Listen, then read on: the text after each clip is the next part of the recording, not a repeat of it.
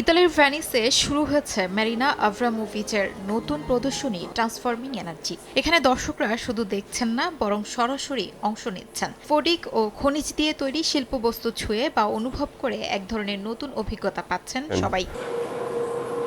এই প্রদর্শনীতে মেরিনার পুরনো বিখ্যাত পারফরমেন্সগুলোর পুনর্মঞ্চায়নও আছে পিয়েতা নামের কাজটিও, যা তিনি তার দীর্ঘদিনের সঙ্গী উলারের সঙ্গে করেছিলেন। ক্লাসিক শিল্পকর্মের পাশে এগুলো নতুনভাবে উপস্থাপন করা হয়েছে।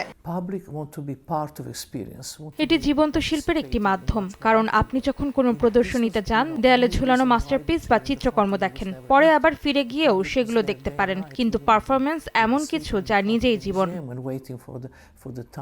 মেরিনা বলেন, স্মার্টফোন আর দ্রুত জীবনের ভিড়ে মানুষের মনোযোগ কমে যাচ্ছে।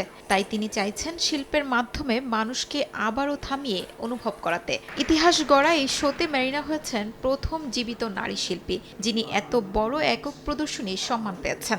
আর ভেনিসে এই প্রদর্শনী অক্টোবর পর্যন্ত চলবে। শিউলি রোজা, সময় সংবাদ।